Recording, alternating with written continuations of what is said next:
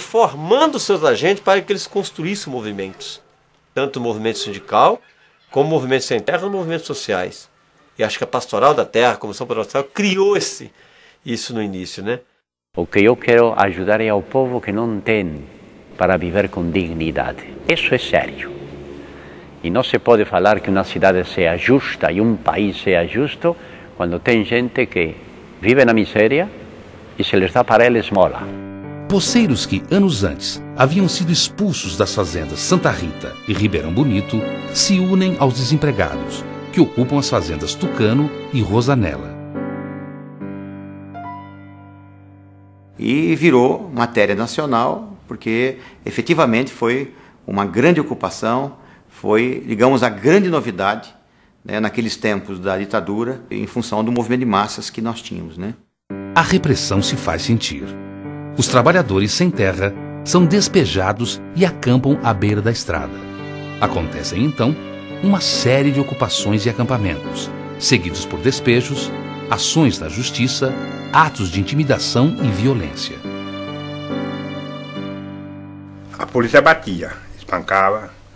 Já alguns não chegavam a espancar porque, naquele velho ditado, né? Como trocado não dói. A polícia a gente tinha de correr, apanhar e ser preso, que nem fomos muitos presos. Agora já alguns nós enfrentávamos. Jogaram veneno no poço. A gente tinha medo, porque de repente a gente ia pegar água e ia morrer intoxicada, né? Por exemplo, perder família, a mulher estava para ganhar a criança agora na cama, chegava jagunçada, a policiamento dando tiro, espancando e queimando barraco. Teve mulher até que perdeu família, até mulher que morreu também, né? Naquela época. O sofrimento foi muito grande, né? Para resolver o conflito social, o governo Montoro, o primeiro eleito após vários governadores indicados pela ditadura, desapropria uma grande gleba das reservas do Pontal. Nessa área, são assentadas perto de 500 famílias. O assentamento se torna um marco na luta pela terra e ganha o nome Gleba 15 de Novembro, data da primeira grande ocupação no Pontal. Sua infraestrutura é financiada pela CESP, como forma de compensação pelos impactos sociais causados pelas hidrelétricas. Pouco depois, começariam a ser compensados também os impactos ambientais. Devido às áreas inundadas pelo reservatório da hidrelétrica de Rosana, a CESP é obrigada a fornecer recursos para a implantação do Parque Estadual do Morro do Diabo. Assim, finalmente foram criadas as condições básicas para preservar a única reserva florestal que restou no Pontal.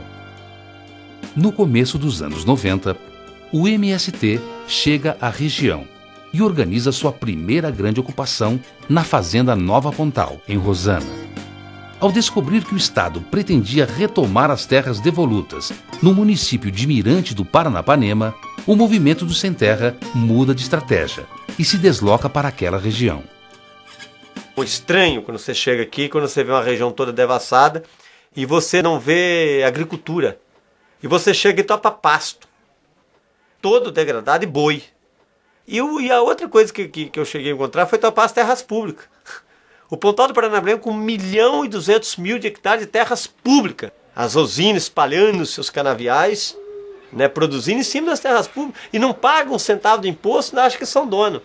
E vê a conivência do poder público. Aqui tem problema de documento, tinha já uma ação discriminatória em andamento, como está em andamento até hoje. Fazem 55 anos que existe, que eu sei da existência disso. As brigas, essa terra é devoluta não, essa terra é particular. Não chega nunca no fim. A primeira instância, depois sobe para a segunda instância, depois para a última instância.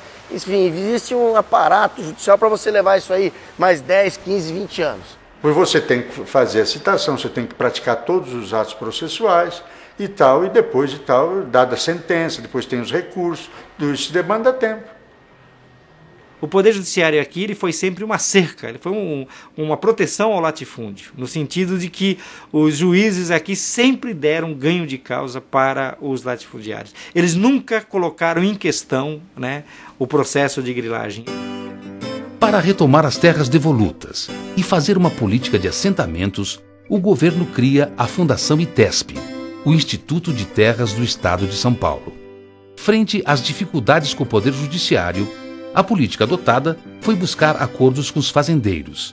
Parte das terras é retomada pelo Estado, que é obrigado a pagar pelas benfeitorias existentes e legalizar a outra parte para o fazendeiro.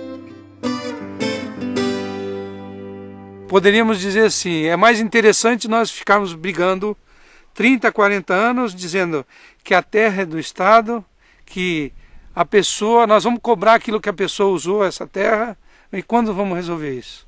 Se as nossas leis acabam dando ou privilegiando, né, essas famílias que ocuparam e que dizem que ocuparam de boa fé.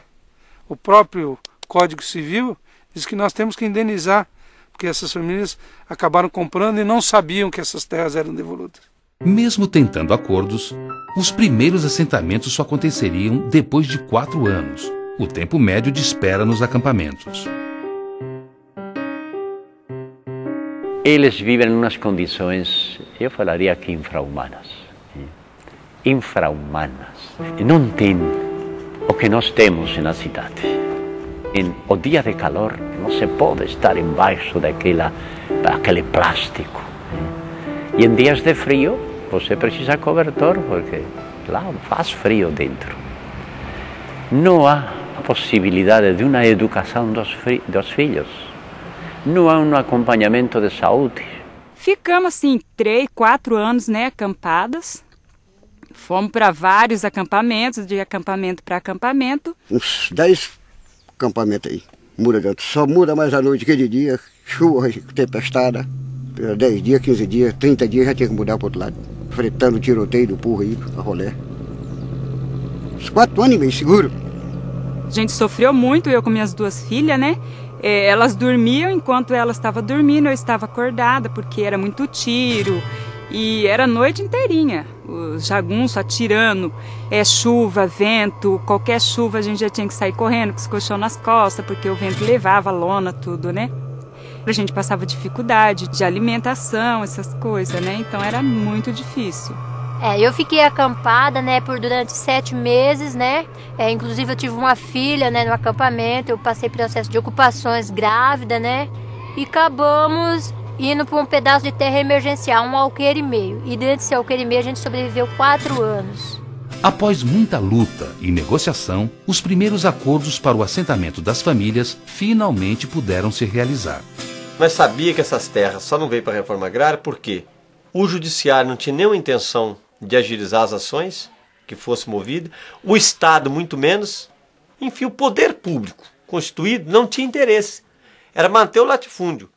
O MST criou uma força política, uma força social que luta pela reforma agrária, e essa força questionou a ação do Estado, e o Estado teve que ceder. Então não foi fácil, foi muito difícil. Mas se nós não constrói acampamentos aí, que nós chegamos a ter de 1.800 famílias, dificilmente nós teríamos conquistado. Com os primeiros resultados, o MST amplia suas mobilizações e a região do Pontal do Paranapanema se torna uma das principais áreas de conflito fundiário no país.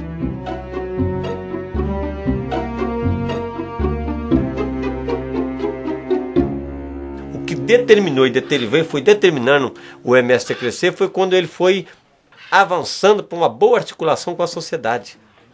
Né? Vários prefeitos vieram apoiar nós, vereadores, né? Padres, estudante, professor, muita gente, anônimos, falaram, vocês estão certos.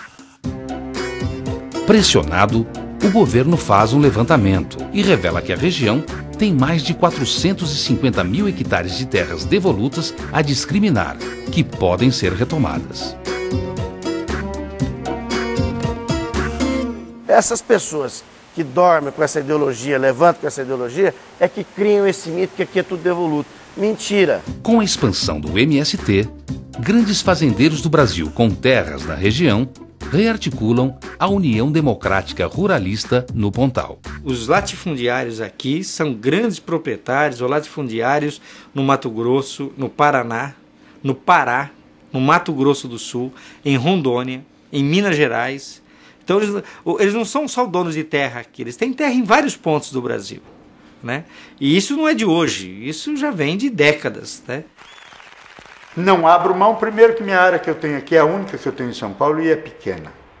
Meu pai morreu já faz 40 anos e a propriedade foi dividida em 9. Então já houve uma reforma agrária, como diz o caipira, na cama. Não é simplesmente a ocupação da terra. Não é um pedaço de terra.